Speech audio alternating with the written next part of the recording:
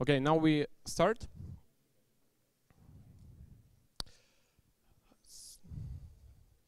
Or in a minute. So, hi everyone. I'm Denis Turkov, and I'm lead application architect in Spryker.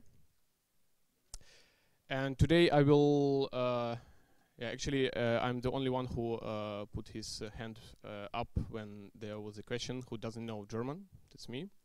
So that's why this talk is in English. So I expect that every one of you know English, and every one of you somehow targeted to the my targeting group of this presentation. And this is team leads, architects, senior software engineers, and talk is quite high level. I mean that we will not dig deep into some of constructions. In some terms I will just tell them. If you have questions we can talk afterwards, and I want to share as more information as is possible for this presentation, and we will see how it will go. So sometimes we will go on the surface, sometimes we will go a bit deeper, sometimes we will dig really deep and stuff.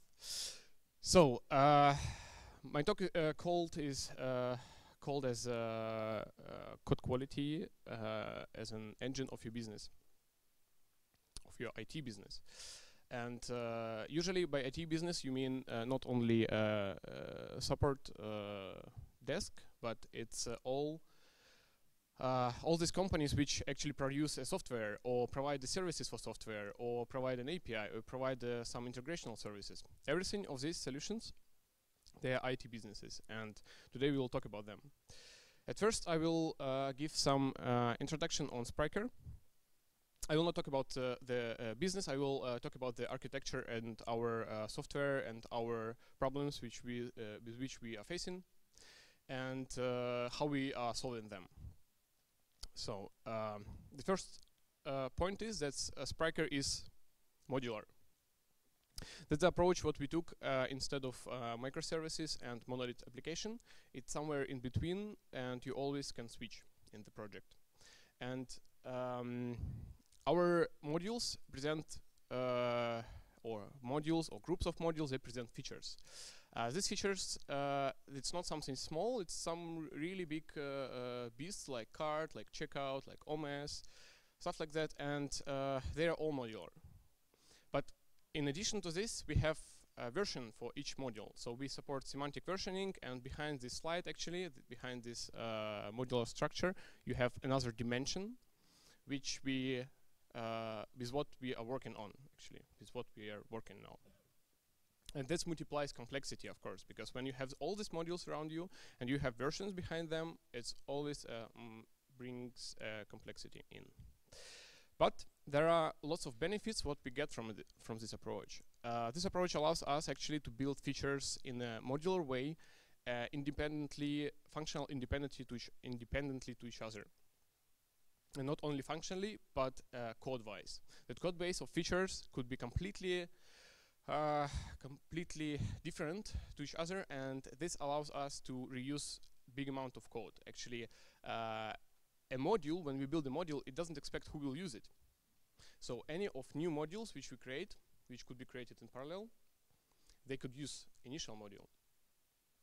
That's our benefits, and that allows us to build really quick. And here are some numbers actually about what we have done last 6 months. And I'm references here article what actually the blog post which Thomas Fortruba wrote as a comparison Spryker with other commerce systems. And the first point is that we released 60 features, but as I said, these features, it's not something small like add to cart with voucher, it's something big like discounts, like checkout, like OMS, like this. It's really big beasts. Last autumn we had 300,000 lines of code, and 1%, more than 1% of duplicated code. In 6 months we doubled it. And we doubled it with no big merge conflicts, without any headaches and problems, because we always allow us to build in parallel. That is important for us. So, and sure, we doubled number of modules. It makes sometimes life of our customers interesting, but that's our goal, to fight with this complexity and to reduce complexity for customers. We could deal with it, but customers should not. Customers should not know about our complexity behind. So I talk about the business, code quality as an engine of your business, and this business benefits actually what we have. So I will start with this quite old prediction. It comes from 2016, and it came from Eric Schmidt, who was ex-CEO of Google. And actually, he was almost right. It was this prediction was made like 2 years ago, but he was quite right in terms of how many devices will come to the market, how many devices will be wired to Internet of Things. And as already Boris told today in the morning, this number will grow rapidly. And this prediction was pretty close, what we have exactly. And now it's, let's say, in the end of 2017, we had 23 billion connected devices. So, and this is only public connected devices. This number will grow. On top of that, we have many, many more services and APIs and infrastructures and integrations what we will do. And with all this complexity, actually, business will change, and business will change, and business will require from us, from technical departments, more and more features, more and more changes, and more extensions. So we have to actually deal with this, and we have to respond. We have to find a solution. And one of these solutions, which will actually help us to keep track on this growth, to approach it, to split in parts and pieces. This is code quality. Yeah.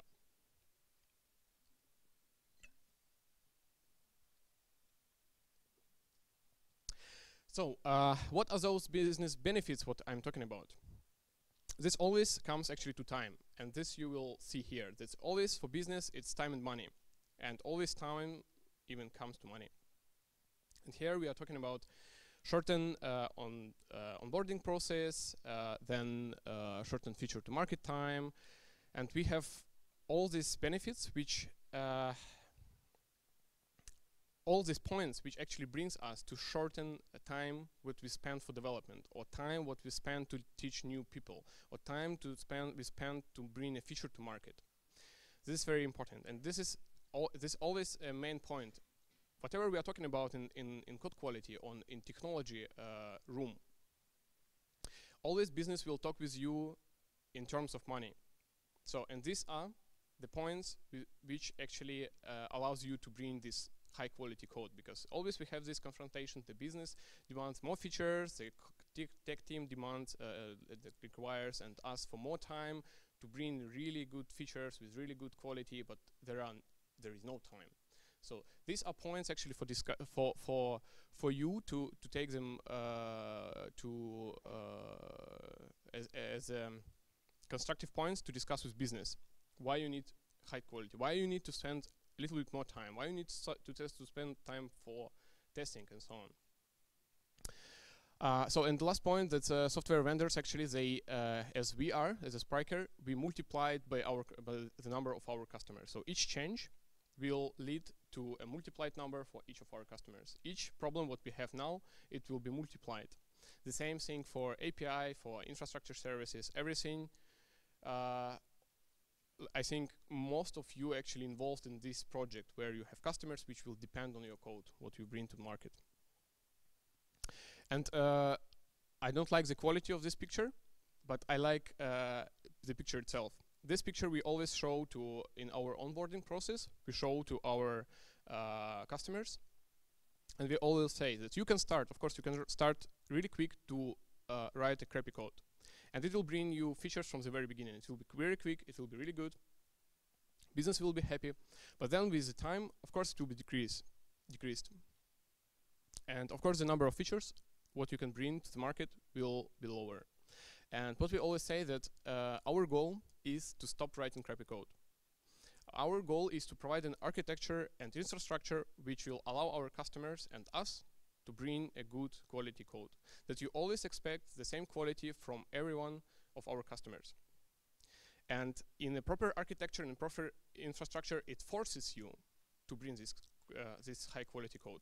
It doesn't allow you to go and bring some crap in it with which you will deal in a year. So, and again, we will start with the definition. What is the quality code? What is the high quality code? And usually we say it's not legacy, but as we know, and I have seen in many presentations, this legacy code is described in two ways. It's code what you wrote just 2 weeks ago, and the code which was written by someone else. This is the main points. How do we define the legacy code? And every one of you will open the code base and say, this I don't like, this I don't like, this is obsolete and stuff like that. But actually, this is opinionated. So how we define high quality code? And we come actually to software definition, software quality definition. There is a proper definition in the dictionary, and it says that your customer should be satisfied.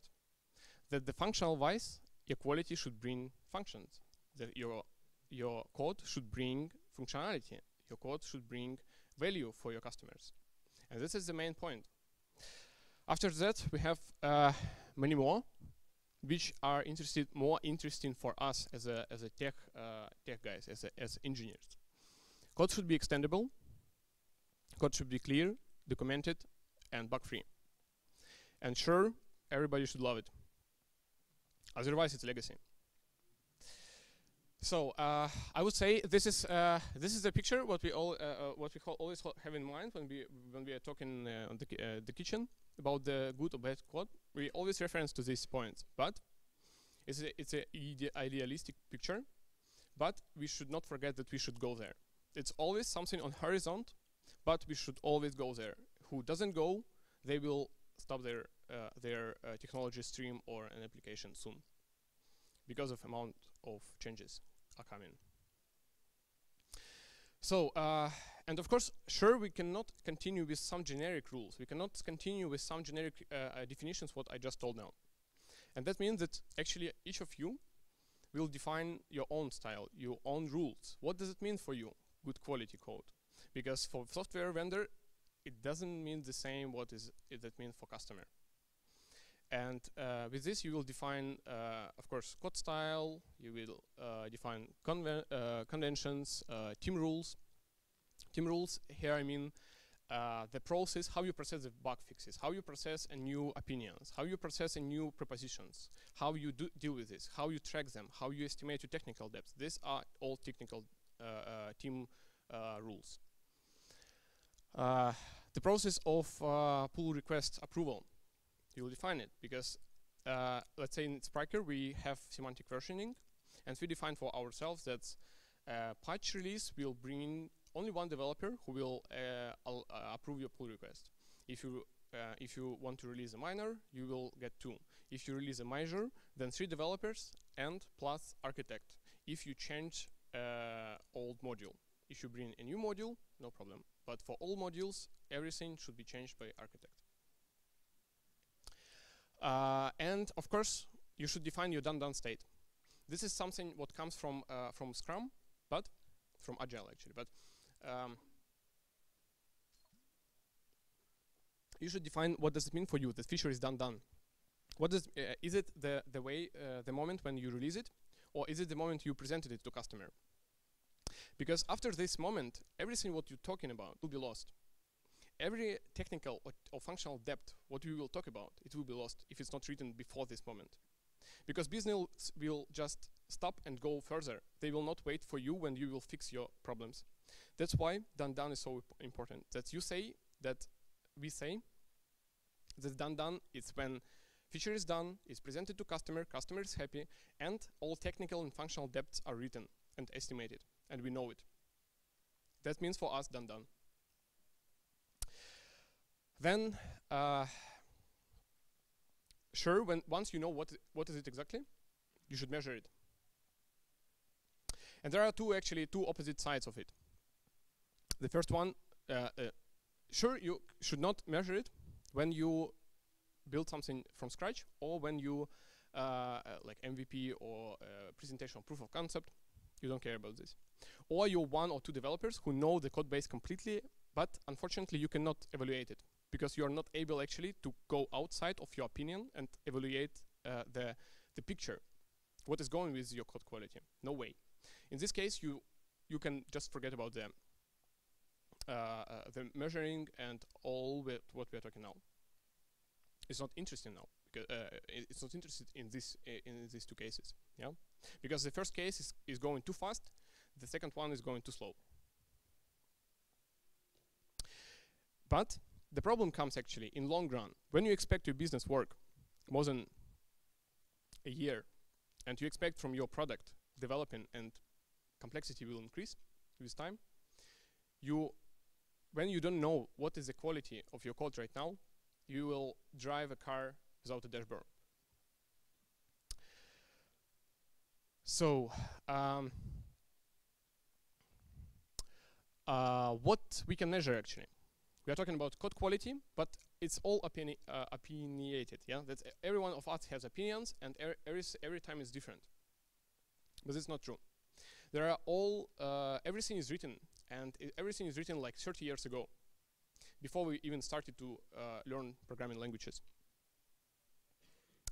And these concepts, I think you are familiar with all of them, or heard at least. I will not go into details. If you have questions, you can of course find them in Wiki or come to me. I will tell you about each of them, but they are super simple behind. The words could be surprising, but they are super simple. The cyclomatic complexity, code duplication, bug per line of code, code coverage, cohesion, coupling, and instruction path length.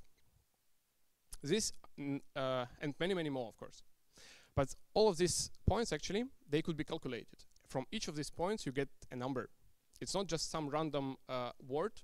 What you say, your code is, let's say, is not covered, or your code is not duplicated. It's not. There are no opinions. It's only numbers. All of these points you can calculate. You can have a number in your hand. You can calculate an average, and you can know exactly what is going with your code base. And this is the dashboard. What we have on the right side, you can see the dashboard what we have in Spryker. It's an example. Of course, I cannot present the whole picture, but that can open you it can give you an understand how we look on it. We have everywhere we have numbers, and the number of, let's say, bug reports per month, it will be indirect number which actually tells us about our code quality. But the numbers which are coming from scrutinizer, what we have, it tells us exactly what is going right now. And to do not calculate all these numbers by yourself, I would suggest you to use actually services, and there are plenty of them. And there are really good ones, and they all cost like 20 euro, 30 euro, and so on. You can just forget about this once. But it gives you a number. This is very important point, that you have a number in your hand. It's not something what is discussable. It's not something in what can be different time per time. It's always the same number, the same rules, the same definitions. And now, when we know what is code quality, we know how to measure it, how to deal with it. That's the question. And the answer is your process. To actually to fix your technical debt, what you produced or you will produce, you will need to define a proper process.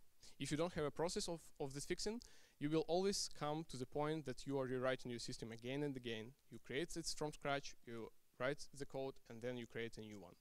That will be repeated if you will not define your processes. And the first point of process, it's grow professionals. Sure. How to do so? First, learn basics. By basics, I mean learn basic principles like kiss, dry, yagni, They look really simple from the first point of view, but actually we will talk about dry principle a bit more later. They are not so simple as they look like. You have to really think about them once, at least. You have to think about them, write it down, and then when you have a convention, then it's all clear. Then we are coming to solid principles. Actually, we made solid principles as our mantra in Spryker because we always reference to solid principles. And there is always, as we know, that it's always a trade-off. You cannot say that this is a solid, this is not solid, because always is a trade-off. You always should have to choose, but there is a border what we defined. That is important, and that's something what you have to learn. That's something what has to be known by everyone working in your team before you actually allowed to make a first pull request. The clean code is from Robert. It's a book of Robert Martin. It provides this clean code principles. It's something what comes on top of solid. It's something what will be interesting as additional principles on top of solid principles because they extended them. Of course, ensure design patterns.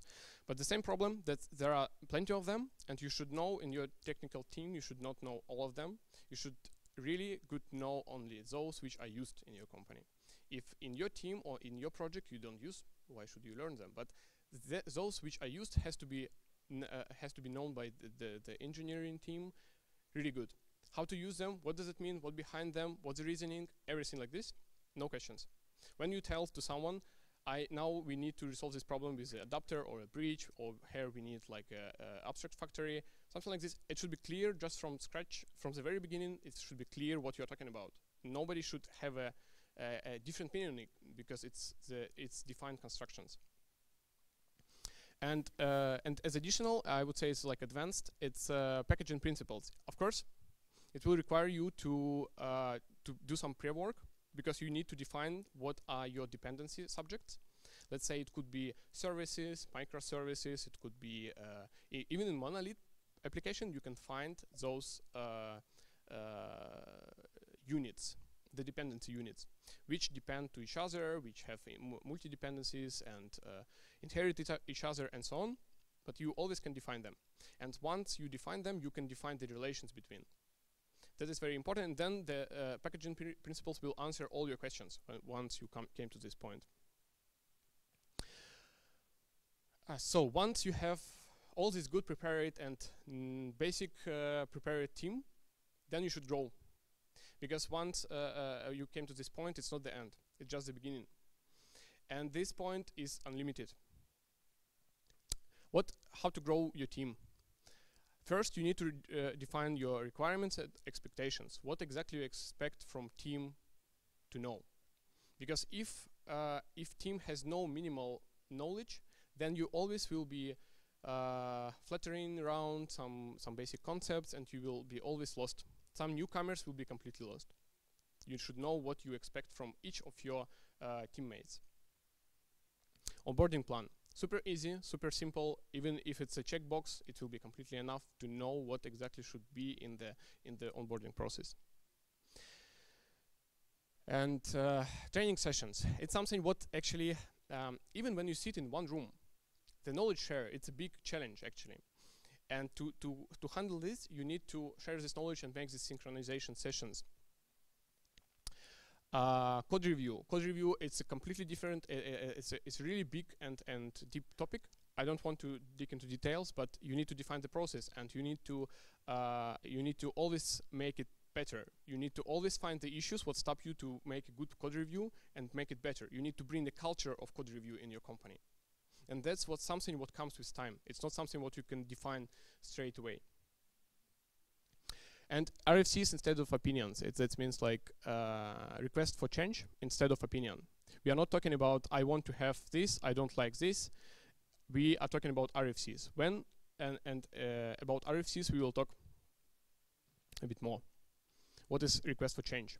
Request for change, it's when you have an opinion, you should be not quite loud, you should prepare an RFC. What does it mean? You should define what the problem is and status quo. You should find a solution and prepare yourself for its presentation. It should be diagrams, graphics, explanations, code examples, written code, and MVP, something what we can take in our hands and see. And then you need to put all your teammates in one room and vote for it.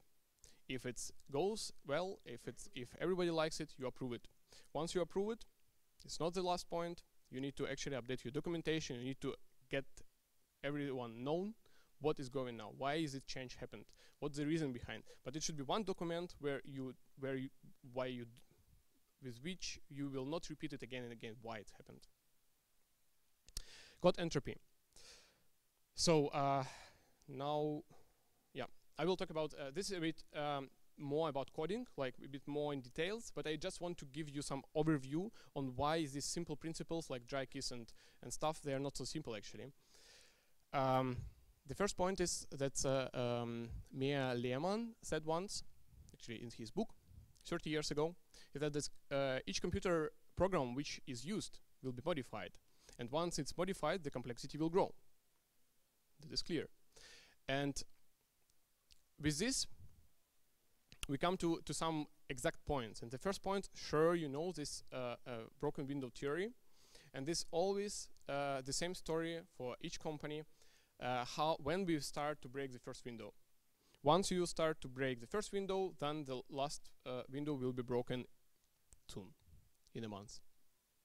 So when you make a code review or when you make a release, just be sure that when you make this, when you break this window, because always you will break it. I want to be clear here that there is no theoretical concept behind. That in real life there is always broken window, but then it should be written as technical debt, and the solution should be proposed where it will be resolved exactly. Then about code entropy. There are some more reasons for code entropy. Of course, the theory of broken windows is the main one, but there are some more points. And the points are no internal agreement when someone or nobody knows what is the agreement on some processes. Then, if not everyone has an access to conventions, what you agreed on. So if someone just writes in blindly, you will get the same code. Put core transparency at indirect DRY principle violation. I will talk about them a bit more. There are many more problems what could be, but these are interesting. I would say the most interesting what we are facing with. So this is the line of pitch code. Super simple. Please don't tell me about the interface, missing interface. It's this post could be an active record and not DT or something like this. Well, let's focus on the poor code transparency problem. This is the first day, and this code looks pretty simple, pretty nice. Why not? You have post manager, which does only one action. It saves post. Then next week, you just figure out that someone updated your lovely class, and now it has a bit more functionality, like save, update, and read. Yeah, it looks still good, this post manager, it can handle it, no problem. But then you have a problem, because in a week, you will be facing the problem that because someone did not understand the purpose of this class, it will be extended. And that's where we are coming to naming. That's actually, if you would provide for your teammate the proper naming, it would be so easy to handle it. Because instead of post manager, we can give a proper purpose of this name of this class, and then the new developers or guys who will work with you, they will not mix up things.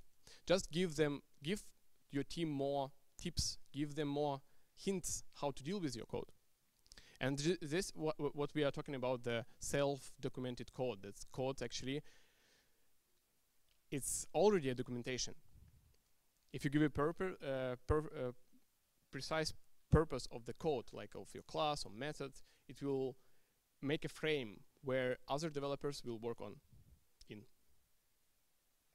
The second problem, it's indirect DRY violation. Actually, I just wanted to, I don't want to jump into all of them, but I want to talk about this DRY because it doesn't look so simple as you get used to think. We have a really simple class, which post reader, and it reads from some mysterious key value storage, which comes from, of course, from constructor. Everything is good, dependency injection, and we have here a code which is not repeated, and this is okay. And looks this code looks simple and not repeated, not duplicated. Looks good. Not exactly good, but like missing interfaces and stuff. But anyway, and just think for a minute, what is the problem with this code? Why is it dry violation? Dry violation, I mean, don't repeat yourself violation. Why is it? And now compare with the next slide. The problem is the usage. Because with this usage, you will create all these wrappers over and over again. You will always, because of this small question mark with a string, when you allow to return the nulls, actually, you allow to return not only strings, but nulls. Sometimes the result could be empty. Then you create a dry violation, but not by your hand, by someone else's hand, what is even worse, because this code will explode and will create these code duplications all over and over again. So when you think about this simple principle, keys, dry, Yagni, try to rethink them, try to, in code review process, try to think beyond what was going there, why, what is the purpose, what will this code create on top, what are the problems it will bring, yeah, because code looked really good before. The tooling. I want to tell you what we use actually in Spryker to do this, because we get used to that. Once we have a problem and we solve the problem, we should not go to this problem again. Each time when we do something, each time when we find an issue in our code, let's say we found an issue in code style or in architecture, we always write a code sniffer or architecture sniffer rule or special tool, but something should be done. That means it's no functional duplication. We should not come to this situation again and again. We should stop it.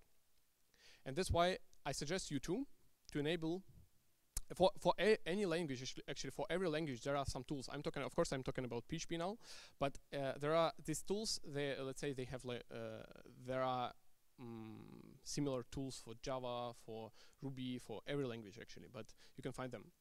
And on top of them, of these ready tools, you can build your own rules. You can say that I want to go further. I don't want to stop on these rules. I don't want to stop only on mess detector rules. I want to go further. I want to say that this code for me is a technical debt, and I have to notify the developer that this will be a technical debt here, and there will be a number, because all of these tools you will of course run and get a number of problems, and you always control how many problems you have, because we measured it.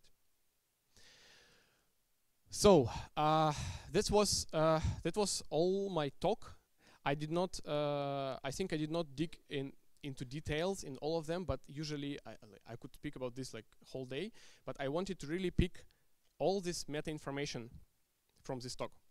I wanted to give you some points for thinking that you can take them with you and think in your teams how you can apply them, which rules you can do, which conventions you should write down to stop this infinite talks on the kitchen. Why you are wrong, you are right. Is it should be done like that or differently? No, nobody knows. So about takeaways. The first one: define your rules. Sure. Measure quality. If you don't know where you are, you don't know where to move. Grow professionals. Make a training program. You are not even you are a team of 4 people. It's no problem. Make a training session. Make a planning for next grow. Where is your next step? What you should know. Maybe now you should know more about scaling or about balancing, or maybe more about architecture. Dig into this and make these sessions. Don't do twice. Use tooling. This is very important that you don't repeat yourself. It's important not only in code base but in your workflow. Don't repeat yourself. Stop to talk or to write these comments. Write a tool which will talk automatically. That's why we have all these robots. That's why we have this automation to do not repeat yourself, because we can free our minds for more deep thinking, for more high level thinking. We can allow us to think about architecture, load balancing, about some really difficult complex tasks, but not about code styling. Nobody should think about this when you are not a junior. Sure. So, as a result, what I want to say in the end, that all of us will be fighting many issues next years, because our applications will grow and be more complex. We will find solutions. Each of our company will find a solution, their own. But we need to remember that all these rules and this high quality code that we provide, it's not for ourselves. It's not that we should be happy in technical teams, but because we will communicate with each other. We will build all new services with each other. We will take our, you will take our API, we will take your API, we will provide for you service, you will provide for us service. Everything of this will require a high quality on both sides. And that's why I would expect all of you the next years to find the solutions for this. Yeah, because we will be facing over and over again the same issues. Why is this API doesn't work? Why is this API is so bad? And this comes from internal, but it's made not only for internal, it's made for communication, and it brings us to a proper collaboration on what I'm counting next years. So respond to these challenges, build amazing applications, and let's talk. Thank you.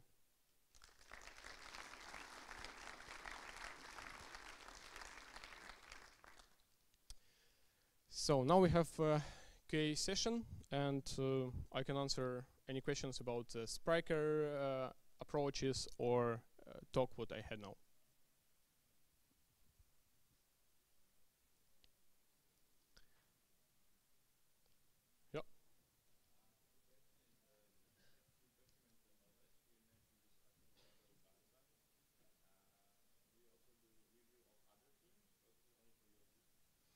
No, we have shared knowledge base. We keep track actually on all our conventions, and we share them in amount of all teams. Yes.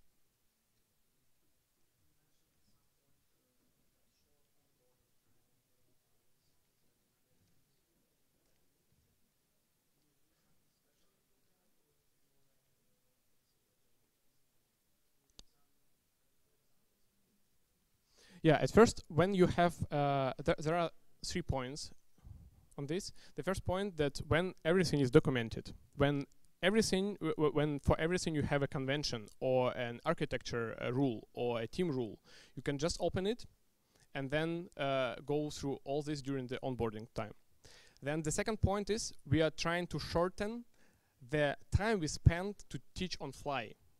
That basically the developer, when he comes to real development, when he made he is making his first or his first PR, they should know exactly what is going there. They should know the process. So we are trying that they will not disturb all other teammates, yeah, because actually then you will multiply this time always. And we are trying to shorten this time of learning on fly. We are doing this during the onboarding with clear points, which expectations we have. These are guidelines, these are code styles, go into them, you spend your 3 days, but then you know everything. And then you know your keywords, even you don't remember everything, but you have the keywords to which the people around you will reference always. That's important, yes.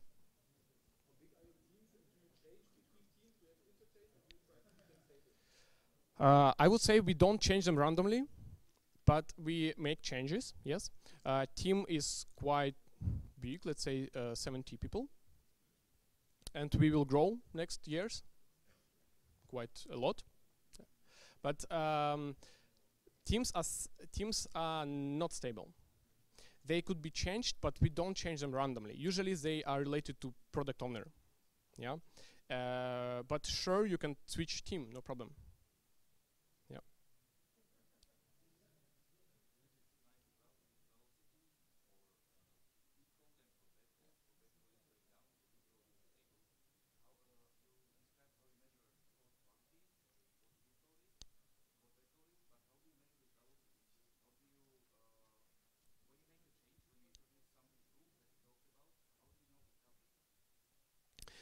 When we are talking about velocity, it's a feature to market time.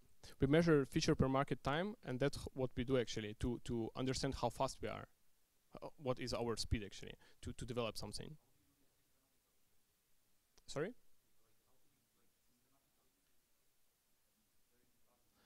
We like to use Jira and these tables, and then you just compare it to numbers, and it's clear. When you will see it's clear when these numbers will go down, then the number of the time to market will be higher. It's very clear numbers. There are no magic. There are no like intuitive comparison. It's just numbers. We always have them.